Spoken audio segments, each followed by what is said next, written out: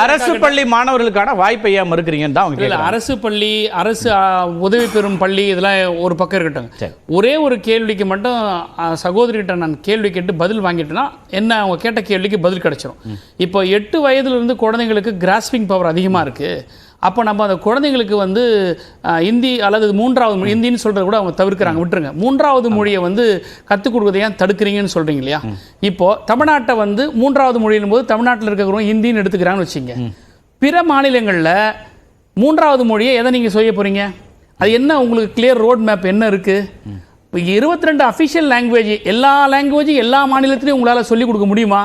எல்லாத்தையுமே எல்லாரும் படிக்க முடியுமா மேடம்? அதாவது வந்து ஒருத்தனுக்கு வேலை கிடைச்சி மும்பைக்கு போயிட்டா அங்கே அவனுக்கு டீ விற்கிறவன் ஹிந்தி பேசுகிறான், முடிஞ்சு போச்சு கதை. பொழப்புக்கு தேவைன்னும் போது கற்றுக்க போகிறான். ஆனால் இதை நீங்கள் பண்ணாதான் செய்வன்றது தான் திணிப்பு. இப்போ நான் ஒரே கேள்வி, நீங்கள் 3வது மொழி கற்றுக்கிறது சரிதான், இல்லைன்னு சொல்ல. அந்த 3வது மொழி எது? அலுவல் மொழியாக இருக்கக்கூடிய 22 லாங்குவேஜும் நீங்க ஒவ்வொருத்தரும் கத்துக்கணும்ன்றீங்களா, இல்ல பிற மாநிலங்களில் தமிழை கத்துக்கிறாங்களா? இதுக்கு டைரக்டா தமிழிசை அக்கா பதில் சொல்லணும். இன்னொன்னு, தெலுங்கானால நீங்க ஆளுநரா இருந்தீங்க, நீங்க ஆங்கிலத்துல வந்து உங்கள்ட்ட கம்யூனிகேட் பண்ணீங்களா? மன்னிக்கணும்க்கா, தெலுங்கானால நீங்க ஆளுநரா இருந்தீங்க, ஆங்கிலத்துல கம்யூனிகேட் பண்ணீங்களா, தெலுங்குல கம்யூனிகேட் பண்ணீங்களா, தமிழ்ல கம்யூனிகேட் பண்ணீங்களா? To the officials and to the public. தெலுங்குல கம்யூனிகேட் பண்ண அதுல தான் நான் சொல்றேன். அங்க போய் இவ்வளவு வயசுக்கு அப்புறம் தெலுங்கு கத்துக்கிறது பழங்குடி மக்கள்கிட்ட போனேன். சாமானிய மக்கள் ஒரு நிமிஷம் தெலுங்குல கம்யூனிகேட் பண்ணீங்களா? அப்ப தெலுங்கு அங்க போனபோது அவசியம் ஏற்பட்டதுல படிச்சாங்கல. ஐஏஎஸ் ஆபீசர் பீகார்ல இருந்து தமிழ்நாட்டுக்குள்ள வரவங்க தமிழ் பேசுறாங்க. ககன் சிங் பேடி பஞ்சாப்ல இருந்து வந்தார், அழகா தமிழ் பேசுறார். அக்கா தமிழிசை போய் தெலுங்கானால தெலுங்கு பேசுறீங்க போது வரவேற்கிறோம். That's end the matter. யாருக்கு எங்க தேவையோ அங்க படிக்க போறாங்க, முடிஞ்சு போச்சு. நீங்களே பதில் சொல்லிட்டீங்க. இல்ல அது இல்ல எல்லாரும் தமிழிசையா இருக்க முடியாதுங்க. பெரிய வயசான பிறகு கத்துக்கிறதோட கஷ்டம் நமக்கு தான் தெரியும். முழுமையா கத்துக்க முடியாது. அங்க பழங்குடி மக்கள்கிட்ட கம்யூனிகேட் பண்ணணும்ன்றதுக்காக நான் கஷ்டப்பட்டு கத்துக்கிட்டேன். எல்லாரும் தமிழிசையா இருக்க முடியாது. எல்லாரும் தமிழிசையோட அறிவாற்றல வயசான பிறகு இருக்க முடியாது. ஆக குழந்தையா இருக்கும்போது ஒரு வாய்ப்பு கிடைக்கும் பொழுது நீ போகும்போது கத்துக்கன்னு சொன்னா என்ன அர்த்தம்?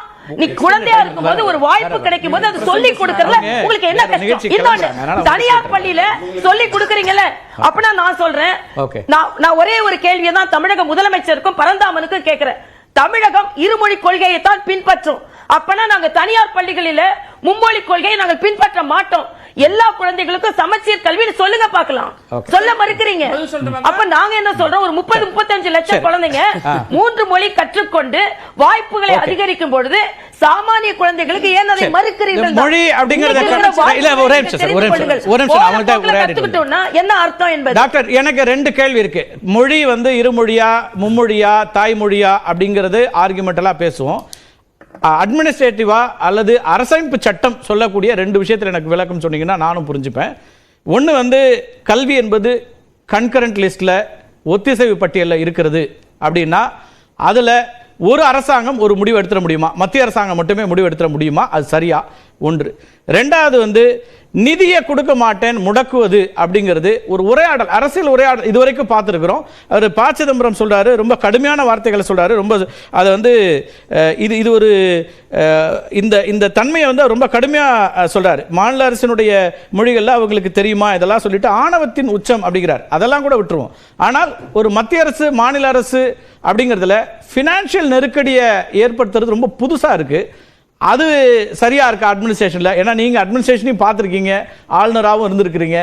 அந்த அடிப்படையிலும் கூட உங்க பார்வையை நீங்க இதில் வச்சிருங்க. மொழியெல்லாம் கூட நம்ம உணர்வு சம்பந்தப்பட்டது 2வதா பேசலாம். தமிழை நீங்களும் விட்டுற மாட்டீங்க. ஆனா இந்த அரசமைப்பு சட்டம் என்ன சொல்லுது? அதாவது அரசியலமைப்பு சட்டத்துல இப்போ வந்து நீங்க பாத்தீங்கன்னா கன்கரண்ட் லிஸ்ட்ல மாநிலத்தில இருந்து இது மத்தியில எப்ப போச்சுன்னா அது எமர்ஜென்சி பீரியட்ல தான் போச்சு.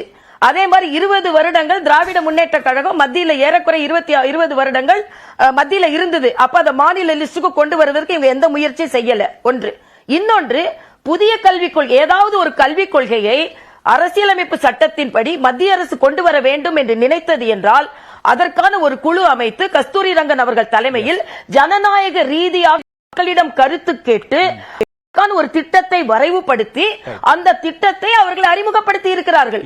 அப்ப அந்த திட்டத்தை அறிமுகப்படுத்தும் பொழுது மாநில அரசுகள் அதை ஏற்றுக்கொள்ள வேண்டும். ஒன்று, ஏன் முதல்ல மாநில அரசு நாங்கள் ஏற்றுக்கொள்கிறோம் in following it ன்னு கொடுத்தாங்க. அப்ப ஏன் அதை கொடுத்தாங்க? சரி, ஒரு குழு அமைத்தோம் என்று சொன்னார்கள். அந்த குழுவின் அறிக்கை என்ன? எதன் அடிப்படையில் எதன் அடிப்படையில் நீங்கள் அதை மறுக்கிறீர்கள்? இன்னொன்று நான் கேட்கிறேன், இன்று ஒரு மொழியை கற்றுக்கொள்வதன் மூலமாக வாய்ப்புகள் அதிகம் வரும்பொழுது அந்த வாய்ப்புகள் ஏன் மறுக்கப்படுகிறது என்பது ஒன்று. இன்னொன்று, நீங்க கேக்குறீங்க அட்மினிஸ்ட்ரேஷன் படி இந்த பணத்தை நாங்கள் கொடுக்க மாட்டோம் என்று சொல்வது சரியா என்று சொல்கிறீர்கள். மறுபடியும் நாங்க சொல்றோம், இன்று கல்வி திட்டத்தை புதிய கல்விக் கொள்கையில் கொண்டு வந்தாகிவிட்டது. அந்த புதிய கல்விக் கொள்கை திட்டத்திற்காக ஒதுக்கப்பட்ட பணம் நீங்கள் அந்த பிஎம் ஸ்ரீயை நீங்கள் ஒத்துக்கொள்ளவில்லை என்றால் அதற்காக பணம் எதுக்கு ஒதுக்கப்பட்டது? கூடுதல் ஆசிரியர்கள் வேணும், கூடுதல் டெக்னாலஜி வேணும், கூடுதல் டிஜிட்டல் கிளாஸ் ரூம்ஸ் வேணும், இல்ல இப்ப வேற என்ன ஆப்ஷன்? இல்ல நான் என்ன கேக்குறேன், நீங்க சொல்றது சரி, அந்த திட்டத்துக்கான நிதியை அதுக்கு தான் ஒதுக்க முடியும்ன்றீங்க.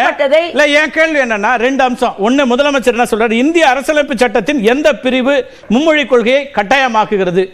இது ஒண்ணு சொல்லணும் மத்திய அரசாங்கம். இது கட்டாயம் அரசமைப்பு சட்டம் சொல்லுது, அதை மாநில அரசாங்கம் ஏற்றுக்கொள்ளணும் அப்படின்னு சொல்லுதா அப்படிங்கிற கேள்வி வைக்கிறார். ரெண்டாவது, நான் என்ன சொல்றேன்னா பிஎம்ஸ்டிக்கான நிதி தான், வேற ஒண்ணுக்கு ஒதுக்க முடியாது. சரி, இப்ப மாநில அரசாங்கம் கல்வியை நடத்தி ஆகணும், கல்விக்கான திட்டங்களை கொடுத்தாகணும்.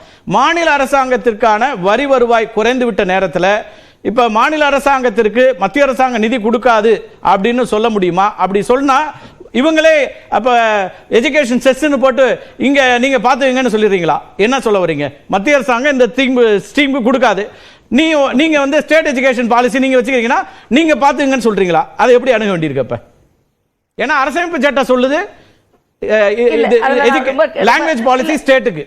சார் கட்டாயம் உங்கள்கிட்ட வரேன் சார். ஏன்னா நான் ஒரு நிமிஷம், அவங்க டாக்டர் வந்து ஒரு நிகழ்ச்சிக்கு போறாங்க, அதனால கேட்டு வரேன். இன்னைக்கு நிகழ்ச்சியை நம்ம எக்ஸ்டெண்ட் பண்றோம், எல்லாருக்கும் உரிய நேரத்தை கொடுக்குறேன், கட்டாயம் அதை உறுதி செய்யறேன். Doctor S